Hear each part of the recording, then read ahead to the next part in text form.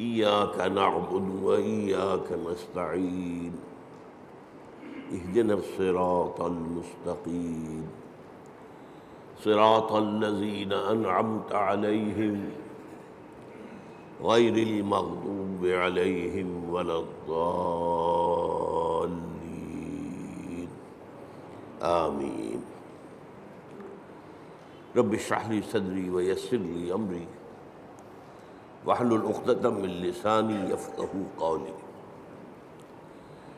اللهم ربنا ألهمنا رشدنا وأعذنا من شرور أنفسنا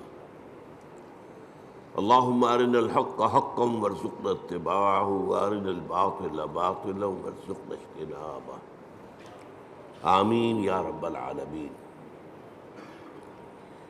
پچھلے جمعے میں ہم نے آیت بسم اللہ پر گفتگو کی تھی اور صرف اس تمہید کے ساتھ کہ یہ آیت مبارکہ قرآن مجید کی سورتوں کے درمیان تو صرف ایک دفعہ آئی ہے، وہ سورہ نمل میں ہے۔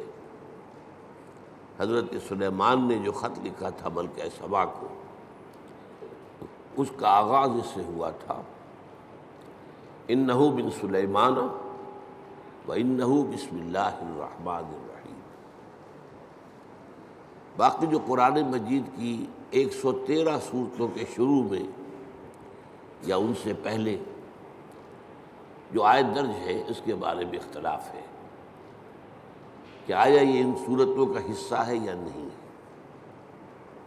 اکثر کی رائے یہ ہے کہ سورتوں کا حصہ نہیں ہے، بلکہ علامت کے طور پر کہ ایک سورت ختم ہو گئی دوسری شروع ہو رہی ہے، اور اسی لیے ان کا شمار بھی نہیں کیا جاتا۔ بعض اوقات بعض لوگوں کی رائے یہ ہے کہ ان کا شمار کیا جائے گا، جب آپ پورے قرآن کی آیات کا شمار کریں گے تو یہ 113 آیات بھی شمار ہوں گی، اور ایک رائے ہے کہ نہیں، انہیں نہیں گنا جائے گا۔ باقی اس میں اصل چیز اللہ کے 3 اسماء مبارکہ، اللہ، الرحمن، الرحیم، ان پر گفتگو ہو چکی ہے۔ اب ہم اللہ کے نام سے سورہ فاتحہ پر گفتگو اپنی شروع کر رہے ہیں۔ یہ بات سامنے آ چکی ہے کہ یہ 5ویں وحی ہے جو حضور پر ہوئی، اور پہلی مکمل صورت ہے جو آپ پر نازل ہوئی۔ اس سے پہلے متفرق آیات نازل ہوئی۔ سورہ علق کے شروع میں 5 آیتیں، سورہ قلم اس کے شروع میں 7 آیتیں، سورہ مزمل کے شروع میں 10 آیتیں، اور سورہ مدثر کے شروع میں 7 آیتیں، پھر یہ 7 آیتیں سورہ فاتحہ کی۔ اس سورہ مبارکہ کے بارے میں یہ سب کو معلوم ہے کہ یہ ہمارے نماز کا جزو لازم ہے، بلکہ نماز نام ہی اس کا ہے، گویا کہ اصل نماز یہی ہے۔ اس لیے کہ ایک حدیث میں جس میں، اور حدیث قدسی ہے، حضرت ابو ہریرہ رضی اللہ تعالیٰ عنہ راوی ہے، مسلم شریف کے اندر روایت موجود ہے، اللہ تعالیٰ نے خود اس سورہ مبارکہ کا تجزیہ کرتے ہوئے فرمایا ہے، قسمت الصلاۃ بینی و بین عبدی نصفین، میں نے نماز کو اپنے اور اپنے بندے کے درمیان آدھا آدھا تقسیم کر لیا۔ اور پھر شرح کی حضور نے صلی اللہ علیہ وسلم کہ 3.5 آیتوں میں اللہ کی حمد و ثنا ہے اور اللہ کی بندگی کا اقرار ہے، یہ تو اللہ کا حصہ ہو گیا۔ باقی 3.5 آیتوں میں اللہ سے استدعا ہے، دعا ہے، یہ گویا بندے کا حصہ ہوا۔ تو اس حوالے سے یہ چیز تو بالکل طے ہے کہ یہ 7 آیتوں پر مشتمل ہے۔ البتہ جو لوگ آیت بسم اللہ کو بھی شمار کرتے ہیں پھر یا تو وہ 8 بن جائیں گی، لیکن ساتھ رکھنے کے لیے پھر وہ آخری 2 آیتوں کو ایک کرتے ہیں، صراط الذین انعمت علیہم غیر المغضوب علیہم ولا الضالین، اس کو ایک آیت مانتے ہیں۔ اسی لیے آپ نے دیکھا ہوگا قرآن مجید میں وہاں پھر وہ آیت کا گول نشان نہیں ہے بلکہ وہ 5 کا حصہ لکھا ہوا ہے، یعنی گویا کہ یہاں کچھ اختلاف ہے۔ آج ہمیں اس کی پہلی آیت کے بارے میں بات کرنی ہے۔ الحمدللہ رب العالمین۔ سب سے پہلے ہمیں سمجھنا حمد کسے کہتے ہیں۔ حمد کا ترجمہ عام طور پر کیا جاتا ہے تعریف، کل تعریف ہے اللہ کے لیے، یا تمام تعریف اللہ کے لیے، لیکن یہ ترجمہ اس اعتبار سے غلط ہے کہ تعریف کا لفظ بھی عربی کا ہے اور اس کے خاص معنی ہے۔ تعریف کے معنی ہوتا ہے کسی چیز کی پہچان کروانا، معرفت کروانا۔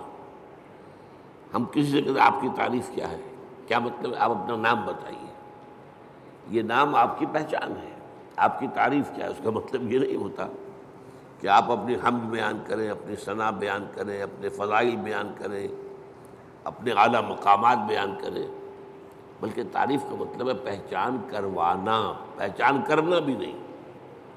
پہچان کرنے کے لیے تعارف کا لفظ آئے گا، تفاعل۔ جیسے تعلیم کے معنی کسی کو علم دینا اور تعلم کے معنی خود علم حاصل کرنا۔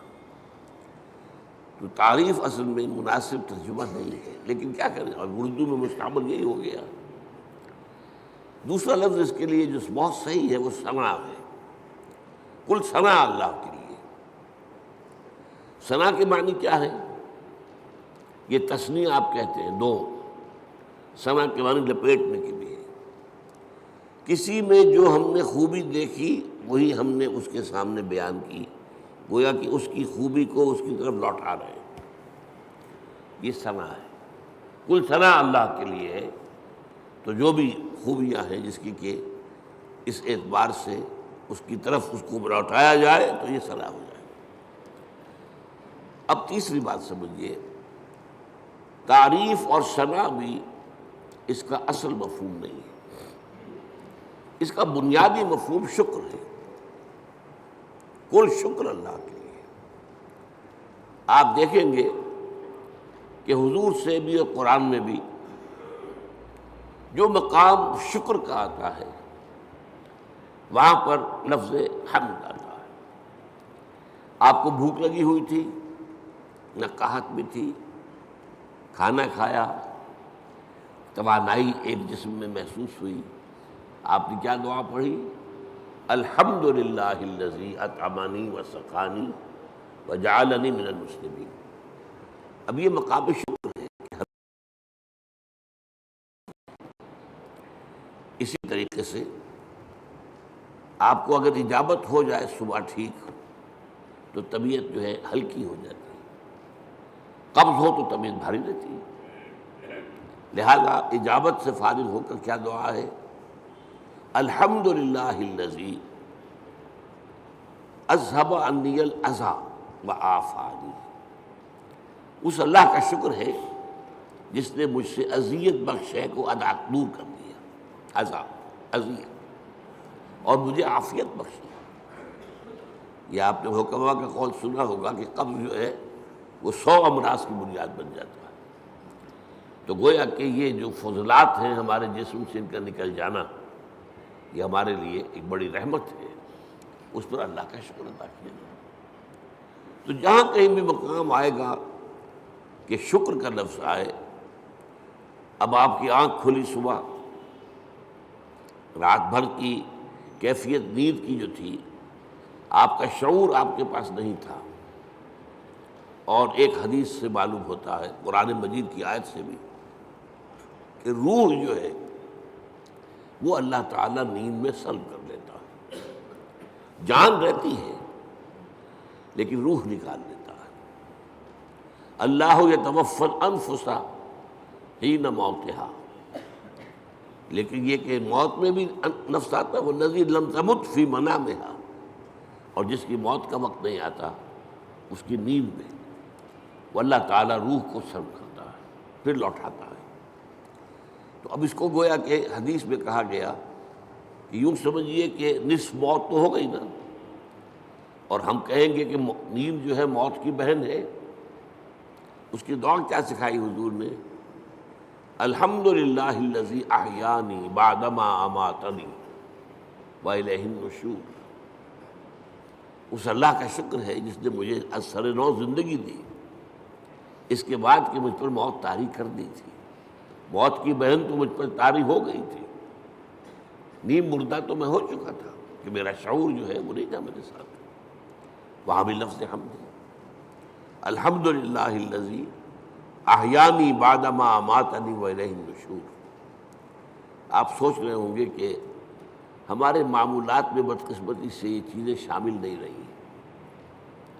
یہ ذکر کی بہت عمدہ شکل ہے، جسے کہتے ہیں کہ حضور نے قرآن میں آیا الذین یذکرون اللہ قیاما وقعودا وعلی جنوبہم، وہ لوگ جو اللہ کو یاد کرتے ہیں کھڑے ہوئے، بیٹھے ہوئے، لیٹے ہوئے، ہر حال میں۔ تو کیا مطلب کوئی اور کام نہیں کرتے؟ نہیں، کام کے ساتھ دعا ہے۔ آپ کی آنکھ کھلی، الحمدللہ الذی احیانی بعدما اماتنی والیہ النشور۔ کھانا کھایا، الحمدللہ الذی اطعمنی وسقانی وجعلنی من المسلمین۔ اجابت ہوئی، الحمدللہ الذی اذھب عنی الاذی وعافانی۔ یہ جو مصنون دعائیں ہیں، ان سے جیسے کہ ہم کہتے ہیں کہ ایک تیر سے دو شکار، دو نسبتیں قائم ہوتی ہیں۔ ایک اللہ سے نسبت قائم ہو گئی، ہم نے اس کا حمد کی، ہم نے اس کا شکر ادا کیا، تعلق قائم ہوا۔ ایک رسول کے ساتھ نسبت ہو گئی کہ مصنون دعا ہے، ہم اس شکر کے ادا کرنے میں اپنے الفاظ نہیں استعمال کر رہے، بلکہ وہ کر رہے ہیں کہ جو نبی اکرم صلی اللہ علیہ وسلم کرتے ہیں۔ تو دونوں نسبتیں، اللہ کا ذکر، اس میں وقت تو کوئی نہیں لگا۔ بہرحال شکر جو ہے در حقیقت وہ اس حمد کا نیوکلیس ہے۔ البتہ شکر، اور عام معنی میں اب لفظ استعمال کر رہا ہوں میں تعریف، اس میں جو ایک باریک سا فرق ہے وہ کیا ہے؟ شکر کیا جاتا ہے اس چیز پر جس کا آپ کو فائدہ ہوا ہو، جس سے آپ کو کچھ حاصل ہوا ہو، جس سے آپ کی کوئی ضرورت پوری ہوئی ہو، جس سے آپ کی کوئی تکلیف رفع ہوئی ہو، جس سے آپ کی کوئی حاجت پوری ہوئی ہو، شکر اس پر ہو۔ اور تعریف کوئی حسن ہے، کمال ہے، خوبی ہے، چاہے آپ کو تو کوئی فائدہ نہیں ہوا، پھول کیا خوبصورت پھول ہے، تعریف کی ہے آپ نے، لیکن یہ کہ آپ کو اس سے کوئی مادی فائدہ تو نہیں ہوا۔ ہر شے، جس شے میں بھی کوئی جمال ہے، کوئی کمال ہے، اس کی تعریف کی جائے، خواہ آپ کو اس سے کوئی فائدہ نہ پہنچا ہو، یہ تعریف ہے۔ البتہ یہ جو باریک سا فرق میں نے بیان کیا ہے، اس کو بھی نوٹ کر لیجئے کہ یہ بھی ہمارے شعور کے محدود ہونے کی وجہ سے ہے، ورنہ اس سے بھی ہمیں فائدہ ہوتا ہے۔ ایک خوبصورت پھول دیکھ کر اس کی خوبصورتی، اس کی خوشبو، اس سے آپ کی روح کو ایک باریدگی حاصل ہوتی ہے۔ اسی لیے میں نے لفظ استعمال کیا، مادی فائدہ نہیں ہوتا، آپ کی روح کو ایک باریدگی، آپ کی طبیعت میں ایک انشراح، آپ کی طبیعت میں ایک کیفیت پیدا ہوتی ہے۔ ہائی اسکول کے زمانے میں جو ہمارا کورس تھا انگلش پوئٹری کا، تو پہلی نظم تھی ڈیفوڈلز، بہت سے حضرات نے پڑھی ہوگی۔ وہ نظم کیا تھی کہ شاعر ایک روز سیر پر نکلا ہوا ہے، ایک پہاڑی کو عبور کر کے وہ جب اس کی چوٹی پر پہنچتا ہے تو اب دوسری طرف نگاہ گئی، وادی ہے، اور وادی بھری ہوئی ہے ڈیفوڈل کے پودوں سے اور اس کے پھولوں سے، اور پھول لہرا رہے ہیں ہوا کے اندر، ناچ رہے ہیں ہوا میں۔ یہ منظر جو ہے، اب اس سے اسے کوئی فائدہ تو نہیں پہنچا، کوئی مادی فائدہ نہیں پہنچا، لیکن شاعر اصل میں کہتے ہی اسے ہے جس کا شعور زیادہ زندہ ہو۔ شاعر کہاں سے بنا ہے؟ شعور سے۔ شاعر زیادہ حساس ہوتا ہے، وہی چیز جو آپ نے بھی دیکھی، شاعر نے بھی دیکھی، اس نے اس کا ایک زیادہ گہرا اثر دیا۔ تو وہ شاعر کہتا ہے، ورڈزورتھ نام کا شاعر ہے یہ، I gazed and gazed, but little thought what wealth the scene to me has brought. میں دیکھتا رہا دیکھتا رہا دیکھتا رہا، لیکن مجھے یہ خیال نہیں آیا کہ یہ سین، یہ نظارہ جو میں نے دیکھا ہے، اس سے مجھے کیا دولت ملی ہے۔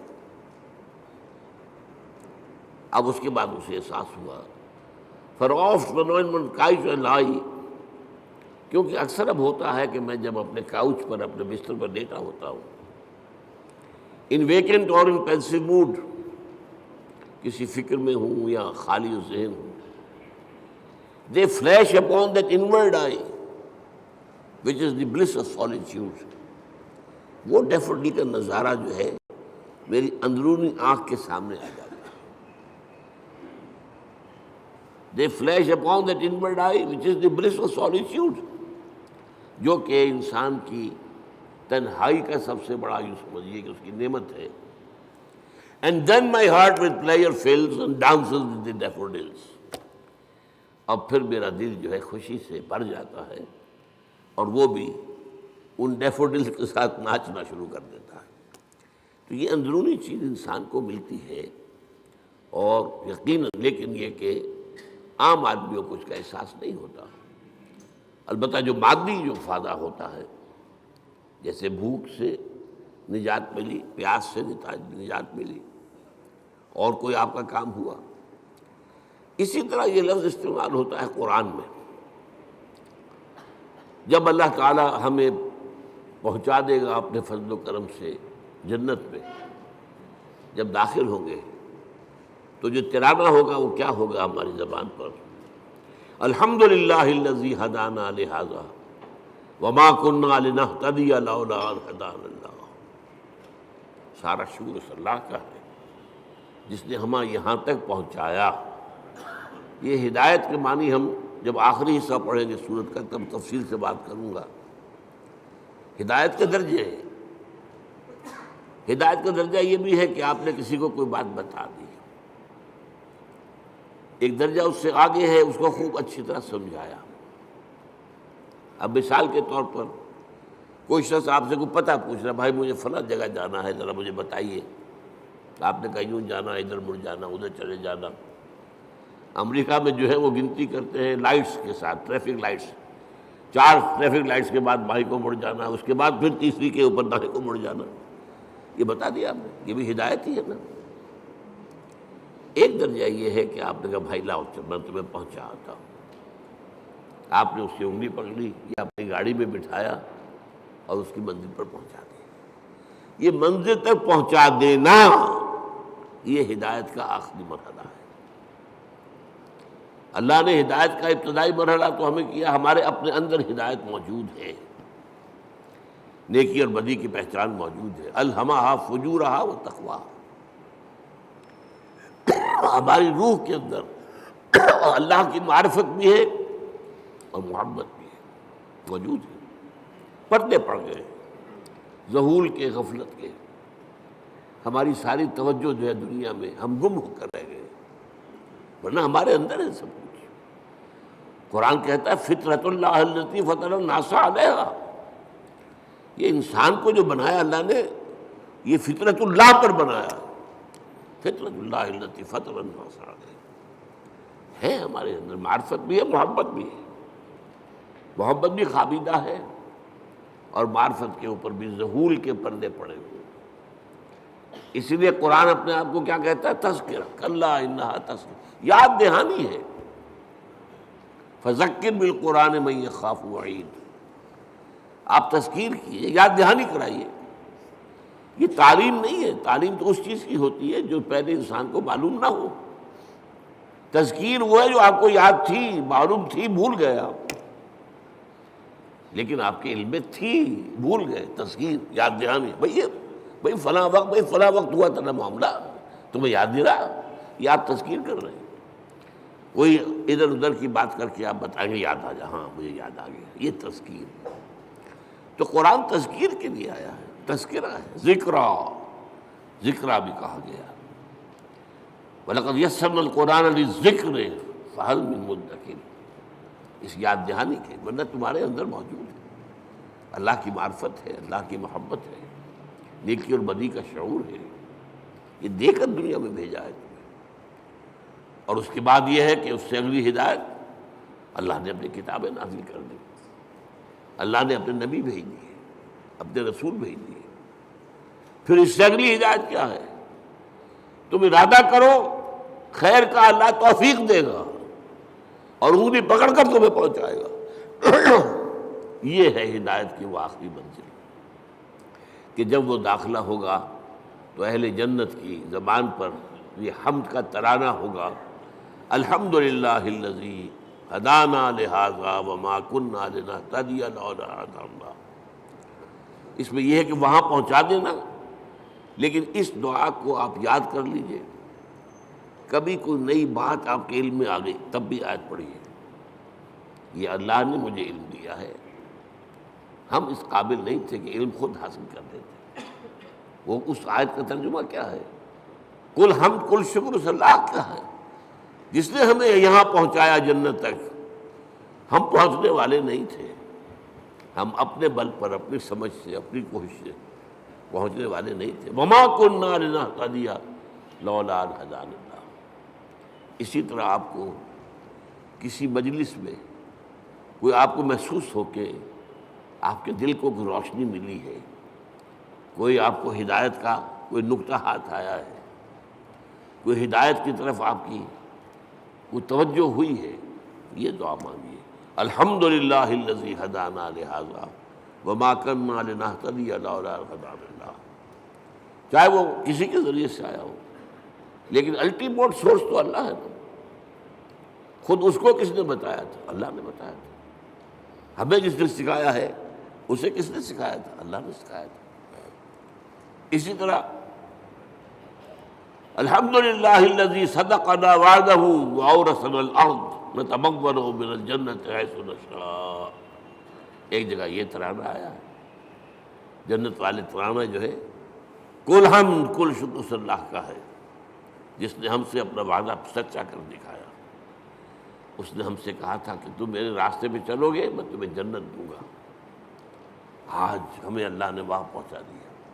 صدقنا وعدہ، اس نے اپنا وعدہ ہمارے ساتھ سچ کر دکھایا اور ہمیں بنا دیا وارث، اس جنت کی زمین کا وارث بنا دیا۔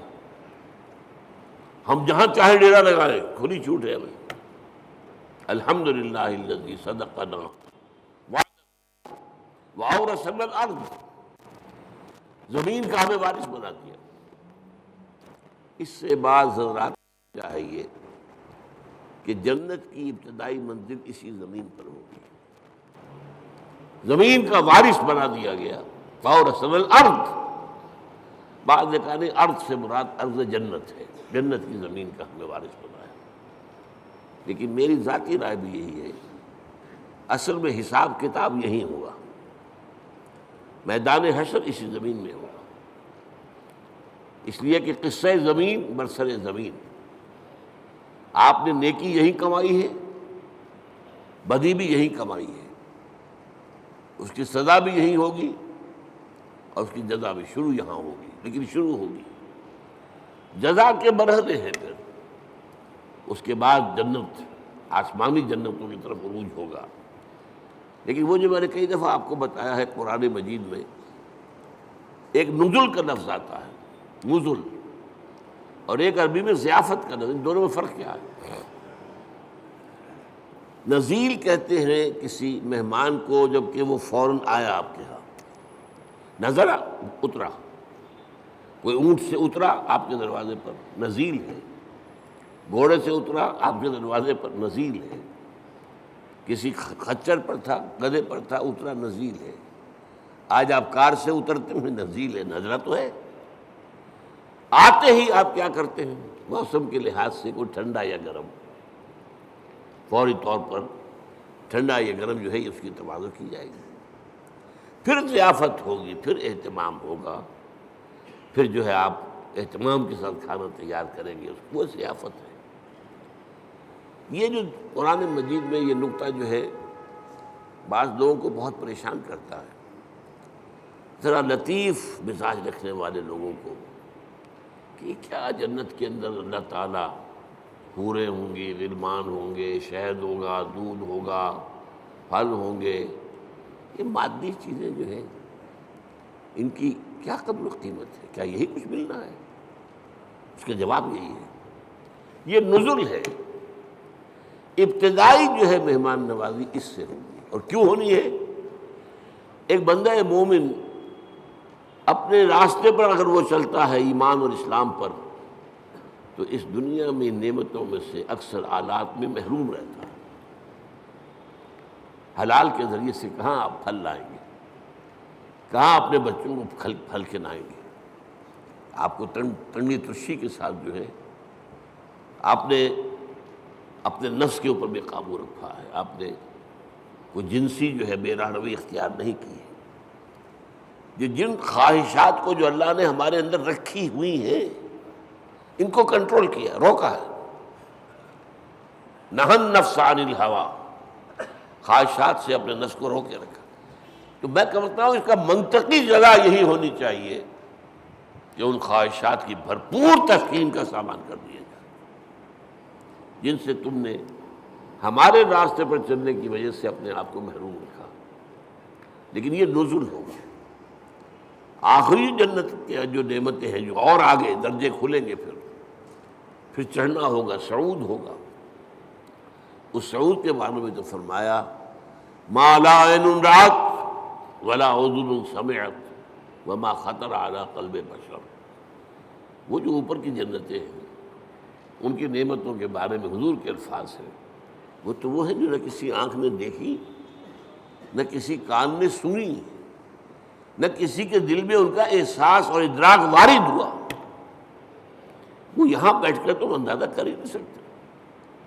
یہ تو ہم اندازہ کر سکتے ہیں نا کہ وہاں انگور ہیں، وہاں کھجوریں ہیں، وہاں جو بھی ہیں پھل ہیں، رمان ہیں، انار ہیں، وہاں دودھ ہے، وہاں شہد ہے، وہاں ہر چیز موجود ہے، یہ تو ٹھیک ہے۔ اگرچہ ان کے ذائقے جو ہوں گے وہ یہاں کے ذائقے کے مقابلے میں، چنانچہ 30 سے جو رکوع ہے سورہ بقرہ اس میں کہا گیا اتوبہ متشابہہ، وہ ملتی جلتی چیزیں ہوں گی۔ یہ بھی انار ہے، یہ انار، لیکن جنت کا وہ انار کچھ اور ہی ہوگا، یعنی اس کا ذائقہ آپ کے اس وقت تصور نہیں کر سکتے۔ اس انگور کا ذائقہ کچھ اور ہی ہوگا۔ آپ شہد جو ہے دنیا کا کتنا کھا لیں گے، تھوڑا سا لے کر دل بھر جائے گا، وہ شہد ایسا نہیں ہوگا۔ جیسے وہاں کی آگ ایسی نہیں کہ ایک دفعہ جلا دے تو بس جل گیا جسم، نہیں، پھر کھال دے دی جائے گی، پھر جو ہے دوبارہ اس کے اندر حس پیدا کر دی جائے گی۔ اس لیے کہ حس جو ہے وہ سینسٹیونیس جو ہے وہ تو اسی میں، کھال میں ہے۔ کھال جلنے کے بعد آپ کا گوشت جل رہا ہوگا تو آپ پتہ بھی نہیں چلے گا کیا ہو رہا ہے، اس لیے کہ اس میں سینسیشن ہے ہی نہیں۔ تو بہرحال جنت کی نعمتوں کو میں آپ سے عرض کر رہا تھا کہ یہ یہیں پر میدان حشر ہے۔ اب میرا گمان ہے، اب یہ باتیں جو ہیں وہ یقین کے درجے میں نہیں ہے، نہ ان کو اس بانی میں آپ لیجئے۔ میرا گمان یہ ہے کہ جہنم اس زمین کے پیٹ میں موجود ہے۔ آپ کو معلوم ہے جو وہاں کی گرمی ہے، جب آتش فشاں پھٹتا ہے تو کیا نکلتا ہے؟ لاوا۔ وہ چٹانیں جو ہیں پگھلی ہوئی، وہ لاوا، وہ سارا تو پیٹ میں ہے۔ اب کیا ہوگا سوچئے، ایک گیند ہے، فٹ بال ہے، اس کے پیٹ میں کچھ ہے۔ جب آپ اس گیند کو کھینچیں گے ادھر سے ادھر سے، چپٹی ہوگی تو درمیان کی چیز باہر آ جائے گی کہ نہیں؟ وَإِذَا الْأَرْضُ مُدَّتْ وَأَلْقَتْ مَا فِيهَا وَتَخَلَّتْ۔ وہ دن قیامت کا کیا جب زمین کو کھینچا جائے گا۔ وَإِذَا الْأَرْضُ مُدَّتْ إِذَا السَّمَاءُ انشَقَّتْ وَأَذِنَتْ لِرَبِّهَا وَحُقَّتْ وَإِذَا الْأَرْضُ مُدَّتْ وَأَلْقَتْ مَا فِيهَا وَتَخَلَّتْ وَأَذِنَتْ لِرَبِّهَا وَحُقَّتْ۔ اب وہ کھینچیں گے آپ تو اس کے اندر سے درمیان چیز باہر نکل آئے گی، یہ ہوگی جہنم۔ اس جہنم کا معاملہ اسی زمین میں سے نہیں۔ پھر وہی لفظ کہہ رہا ہوں، قصہ زمین برسر زمین۔ لیکن یہ کہ جنت جو وہ ہوگی زمین کی، وہ صرف پہلی منزل ہے اس کی۔ وہ آپ کہہ لیجئے کہ وہ در حقیقت استقبالیہ ہے جو وہاں پر ہو رہا ہے، اور وہاں پر نزل دیا جا رہا ہے۔ یہ ساری چیزیں جو گنوائی گئی ہیں قرآن میں، یہ نزل کے درجے میں، پھر اونچے درجے ہوں گے، پھر اونچے درجے ہوں گے۔ تو بہرحال یہ میری بات کہاں سے چلی تھی؟ الحمدللہ الذی صدقنا وعدہ واورثنا الارض نتبوأ من الجنۃ حیث نشاء۔ کل شکر اس اللہ کا ہے جس نے ہم سے اپنا وعدہ پورا کیا اور ہمیں زمین کا وارث بنا دیا۔ یہ زمین جو تھا کہ میں نے کہا اکثر کے نزدیک تو جنت ہے، جنت کی زمین جس کا وارث ہم بنے، لیکن بعض کا خیال، میری رائے بھی یہی ہے، وہ یہی زمین ہے، اس لیے کہ آپ کو معلوم ہے سورہ فجر میں کیا فرمایا؟ وَجَاءَ رَبُّكَ وَالْمَلَكُ صَفًّا صَفًّا۔ جاء ربک، آ جائے گا تمہارا رب۔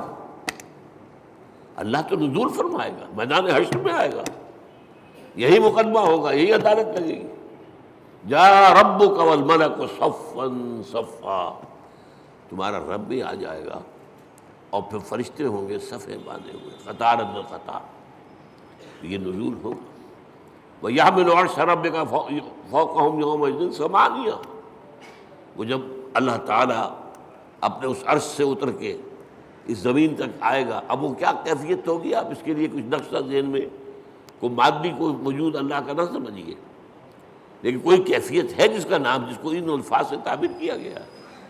اب الفاظ ہیں تو کسی درجے میں مناسبت ہوگی، وہ حقیقت تو اس وقت کھلے گی، جیسا کہ میں نے کہا جنت کی نعمت ہوگی، حقیقت اس وقت کھلے گی۔ ما لا عین رأت ولا اذن سمعت وما خطر علی قلب بشر۔ اور قرآن میں جو آتا ہے لہم ما یشاؤون فیہا ولدینا مزید، اہل جنت کے لیے وہ تو سب کچھ ہوگا ہی جو وہ چاہیں گے، ہمارے پاس اور بھی بہت کچھ ہے جس کا تصور ہی نہیں ہوگا۔ میں نے اس کا ایک واقعہ یاد آ گیا مجھے، اب کئی دفعہ بیان کیا میں نے۔ میرے ایک دوست ہیں ڈاکٹر یقین صاحب جو باہر امراض چشم ہیں، انہوں نے مجھے سنایا، وہ جا رہے تھے لندن، اب ان کے بچے جو ہے کوئی کہہ رہا تھا میرے لیے یہ لائیے، میرے لیے یہ لائیے، میرے لیے یہ لائیے۔ ایک چھوٹی سی بچی تھی، انہوں نے کہا ابا میرے لیے پینسل لے کے آئیے۔ اب وہ لندن سے پینسل منگوا رہی ہے، اس کا ذہن اس سے آگے ہے ہی نہیں، وہ لڑتی ہوئی اپنے بڑے بہن بھائیوں سے، وہ اس کو چھینتی ہوگی، مجھے دو میں کچھ لکھوں یا لکیریں کھینچوں کہیں، اور وہ بڑے بہن بھائی اس کو چھینتے ہوں گے اس سے، تو اس کے لیے تو بہت بڑی نعمت تھی پینسل، تو ابا میرے لیے پینسل لے کے آئیں گے۔ تو ہم کہاں تک تصور کریں گے؟ ہمارا ذہن بہت چھوٹا ہے۔ لہم ما یشاؤون فیہا، وہاں وہ تو سب کچھ ہے ہی ہے جس کا کہ ان کے اندر تمنا ہے، آرزو ہے، خواہش ہے، جس کی سمجھ ہے، جس کا ادراک ہے، جس کا شعور ہے۔ وَلَدَيْنَا مَزِيدٌ، ہمارے پاس اور بہت کچھ ہے۔ اور یہاں وہ جوڑ لیجئے ما لا عین رأت ولا اذن سمعت وما خطر علی قلب بشر۔ تو یہ اصل میں حمد ہے، شکر۔ الحمدللہ، یہاں الف لام جو لگ گیا ہے، اور اسے اصل میں کہا جاتا ہے لام، صرف الف لام نہیں کہتے، لام تعریف۔ الف جو ہے یہ حمزۃ الوصل کہلاتا ہے، کیونکہ کوئی لفظ جو ہے وہ ساکن لفظ سے شروع نہیں ہو سکتا۔ اب اسٹیشن، اب کیا کہیں گے، سٹیشن ہو جائے گا عام طور پر، یا یو پی وغیرہ میں کیا روایت تھا، اسٹیشن، وہ اس کے ساتھ الف لگا لیتے تھے۔ سکول، سین ساکن ہے، کیسے بولے اس کو، کوئی زبر لگے گا یا وہ اسکول اسٹیشن۔ تو ہمارے ہاں کالج میں چڑھاتے تھے لوگ ایک دوسروں کو، جو یو پی سے آئے تھے، ان سے کہا آج تم اسکول کہتے ہو، تم اسٹیشن کہتے ہو، اور وہ کہتے تم سٹیشن کہتے ہو، تم سکول کہتے ہو۔ تو یہ ہے، تو یہ حمزۃ الوصل کہلاتا ہے، جوڑنے کے لیے، ورنہ صرف لام ہے، لام تعریف۔ یہ لام بہت سی قسموں کا ہے۔ ایک تو کسی شے کو نکرہ سے معرفہ بنا دینا، العلم، علم نکرہ ہے، وہی علم، العلم معین علم، خاص علم، یا مکمل علم، یا حقیقی علم، ال سے وہ نکرہ سے معرفہ بن گیا۔ ایک ال کا معنی یہ لام جو ہے حصر ہوتا ہے، الانسان کل کے کل انسان۔ الانسان کا مطلب یہ ہوا یا تو وہ جو معرفہ بنایا تو یا تو ہوگا کوئی معین انسان اور یا کل انسان۔ والعصر ان الانسان لفی خسر، زمانے کی قسم ہے تمام انسان خسارے میں ہیں، گھاٹے میں۔ تو الف لام، لیکن لام کہنا چاہیے یہاں کل کے معنی میں، کل تعریف اللہ کے لیے، کل ثنا اس کے لیے، کل شکر اس کا۔ اب آپ نے سوچا اس سے کس چیز کی جڑ کٹ گئی؟ شرک کی جڑ کٹ گئی۔ دنیا کن چیزوں کو اللہ کے ساتھ جمع کرتی ہے جن سے انہیں کوئی فائدہ پہنچتا؟ سورج دیوتا ہاتھ جوڑ کے کھڑے ہو گئے، انہیں پتہ ہے اسی کی تمازت سے ہماری فصلیں پکتی ہیں، ہمیں معلوم ہے اسی سے ہوائیں چلتی ہیں، وہ ہوائیں بارش لے کے آتی ہیں۔ گویا کہ اس حیات عرضی، اس زمین پہ جو حیات ہے وہ کل کی کل صورت کی مضمون احسان ہے، لہذا ہاتھ جوڑ دیا، سجدہ کر دیا سجدے۔ لیکن اگر معلوم ہو کہ سورج میں کچھ نہیں ہے، جو کچھ اس میں ہے وہ اللہ کا پیدا کرتا، تو الحمدللہ، کل شکر اللہ کا ہے۔ یہ الحمدللہ جو ہے یہ در حقیقت جڑ کاٹ دینے والا ہے شرک۔ کسی اور میں کوئی خوبی دیکھی، پھول خوبصورت ہے، آپ کہیں گے، عام آدمی کہے گا بڑا خوبصورت پھول ہے، بندہ مومن کیا کہے سبحان اللہ، اسے تو اللہ یاد آیا، اس پھول میں تو کچھ نہیں ہے، تو اللہ کی طرف سے اس کو عطا کرنا ہے۔ آپ کو تصویر دیکھتے مصور کی، اگر وہ بہت اچھی بنی کس کی تعریف کرتے؟ مصور کی تصویر کی؟ تعریف تو مصور کی ہے جس نے کہ تصویر کھینچی ہے، بنائی ہے۔ تو در حقیقت الحمدللہ، اور یہ جان لیجئے یہی شکر جو ہے یہی عبادت کی شکل اختیار کرتا ہے۔ کیوں؟ اس لیے کہ ایک اصول ہے فطرت انسانی کے اندر مضمر ہے، هل جزاء الاحسان الا الاحسان۔ یہ سورہ رحمان کی آیت ہے، بھلائی کا بدلہ بھلا ہی ہوگا نا۔ کسی نے آپ کے ساتھ کوئی خیر کیا ہے، اچھا کام کیا ہے، آپ کے دل میں ہوگا میں بھی اس کی کوئی خدمت کروں۔ اگر انسانیت آپ میں ہے تو اس شکر کا بدلہ، جیسے کہ ہمیں معلوم ہے کہ حضور ہدیہ قبول کرتے تھے لیکن ہدیہ دیتے بھی تھے۔ چنانچہ جو بھی کوئی آپ کے ساتھ بھلائی کرے آپ اس کے ساتھ بھلائی کریں۔ والدین کی بھلائی وہ اتنی ہے کہ ہم کتنی ہی خدمت کر لیں ان کا حق ادا نہیں ہوگا، اور سوائے اس کے کوئی چارہ کار نہیں کہ اللہ ہی سے دعا کریں، اے اللہ ورحمہما کما ربیانی صغیرا، پروردگار جس طرح میرے والدین نے مجھے پالا پوسا جبکہ میں چھوٹا سا تھا، تو ان پر رحم فرما، میں ان کا حق ادا نہیں کر سکتا۔ بس البتہ یہ کہ انسان مقدور بر تو کرتا ہے، سلیم الفطرت انسان ہو، فطرت کج نہ ہو گئی ہو، پرورٹڈ نہ ہو، تو والدین کی خدمت، بوڑھے والدین کو۔ آپ کو معلوم ہے صرف دو چیزیں ہیں جن کے بارے میں کہا گیا ان کو دیکھنا بھی عبادت ہے۔ محبت اور تعظیم کی نگاہ سے کعبے کو دیکھنا عبادت ہے، چاہے آپ طواف نہیں کر رہے، چاہے آپ کوئی نماز نہیں پڑھ رہے، کعبے کے سامنے بیٹھ کر محبت اور تعظیم کے ساتھ اس کو دیکھنا عبادت ہے۔ بوڑھے والدین کو دیکھنا محبت کے ساتھ عبادت، یہ حضور نے فرمایا۔ تو آپ جو ہے اپنی امکانی حد تک تو اس کا آپ جو ہے بدلہ اتارتے ہیں۔ انہوں نے پالا پوسا جبکہ میں چھوٹا سا تھا، میری ضروریات پوری کی، اب یہ بوڑھے ہیں، یہ محتاج ہیں، اب ان کی ضرورتیں میں پوری کروں گا۔ اگرچہ جیسا کہ میں نے کہا کہ حق ادا نہیں ہو سکتا، لیکن اب آپ سورج کا کیا حق ادا کریں گے؟ کچھ بھی نہیں کر سکتے۔ یہ جذبہ شکر جو ہے سورج کا، یہ عبادت کی شکل اختیار کرتا ہے۔ جہاں آپ کو بدلہ نہیں دے سکتے سر جھکا دیجیے، تعظیم کیجیے اس کی، اس کے سامنے سجدہ کیجیے، یہی تو ہے۔ شکر سے عبادت ہے، یہ فلسفہ ہے، سمجھ لیجیے، شکر کی بنیاد پر عبادت ہے۔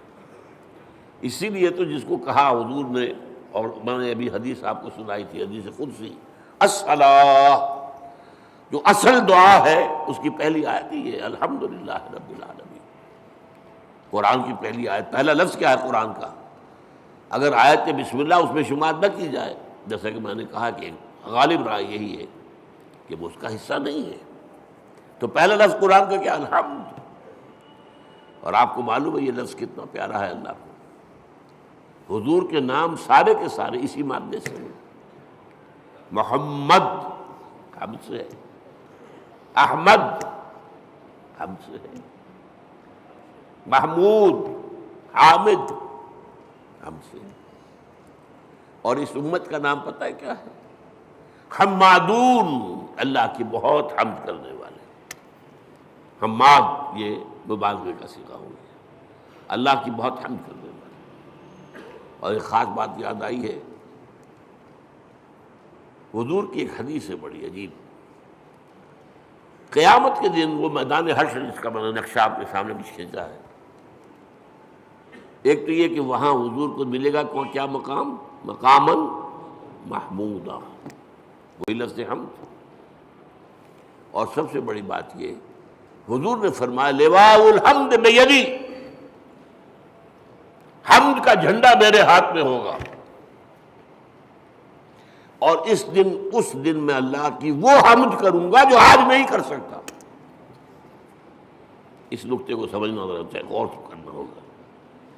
ہر شے کی حمد اس کے ادراک اور شعور کے مطابق نہیں ہوگی۔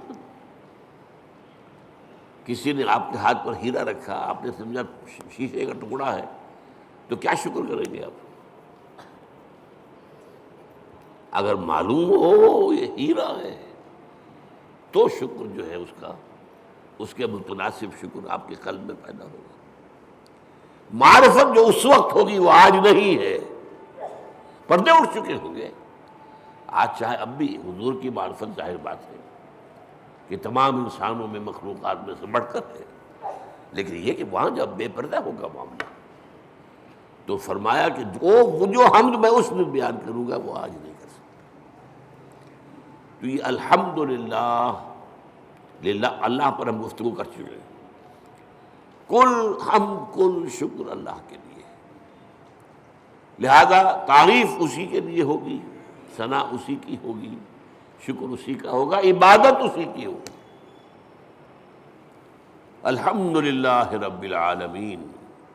رب، اب رب کسے کہتے ہیں؟ رب کے معنی ہے مالک، اور کسی چیز کو پروان چڑھانے والا، اس کا خاص تعلق ہے۔ جو مالک ہوگا کھیتی کا وہ اسے پروان چڑھائے گا، بڑھائے گا۔ رب المال، سرمایہ والا، وہ سرمایہ کو بڑھانے کی فکر کرے گا۔ مضاربت ہو رہی ہے، ایک شخص کا سرمایہ ایک محنت کر رہا ہے، یہ رب المال کہلاتا ہے۔ رب المال، رب الدار، گھر کا مالک، تمام جہانوں کا رب۔ اب یہ تمام جہان کون سے ہیں؟ ایک عالم دنیا ہے، ایک عالم آخرہ ہے، ایک عالم برزخ ہے، ایک عالم ملکوت ہے، ایک عالم ملائکہ ہے، ایک عالم حیوانات ہے، ایک عالم انسانیت ہے۔ جتنے چاہے جوڑتے چلے جائیے، یہ سارے عالم، ان سب کا رب وہی ہے۔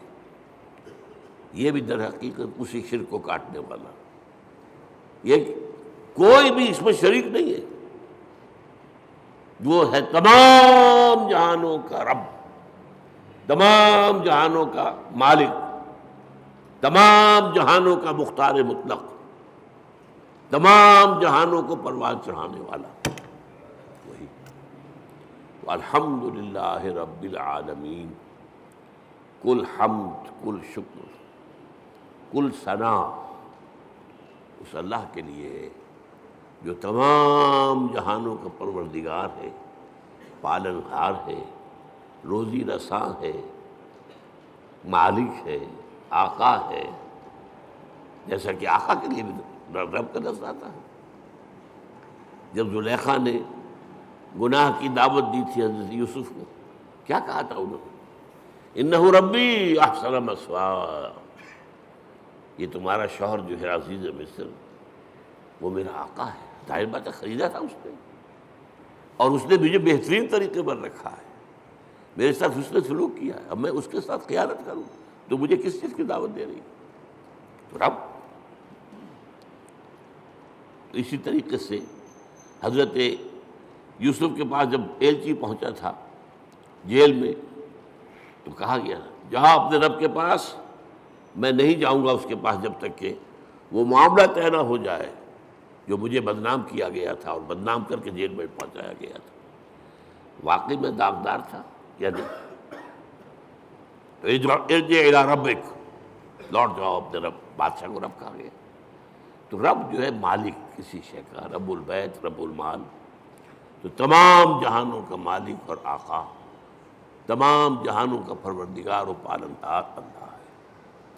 بس آج اسی ایک آیت پر گفتگو ہوئی ہے، اگلی آیت تو ہم پڑھ چکے ہیں الرحمن الرحیم، تو اس سے اگلی آیت تیسری جو ہے اس پر انشاءاللہ اگلے جمعے میں، میری طبیعت تو خیر اچھی نہیں چل رہی ہے، میں وعدہ کیے ہوئے ہوں ایک جگہ پر مجھے جمعہ پڑھانا ہے، حویلی لکھا، وہاں ہمارے ایک ساتھی نے مسجد بنائی ہے، تعمیر کی ہے، وہ چاہتے ہیں کہ وہاں جمعہ پہلا میں پڑھاؤں، میں نے وعدہ کر لیا تھا، تو اگر جیسا اس وقت ہوں ایسا بھی ہوا تو انشاءاللہ جاؤں گا، تو پھر شاید اگلے جمعے میں آپ سے یہاں ملاقات نہ ہو، تو اس سے اگلے جمعے میں اب مالک یوم الدین پر گفتگو ہوگی۔ اقول قولی ھذا واستغفر اللہ لی ولکم ولسائر المسلمین والمسلمات۔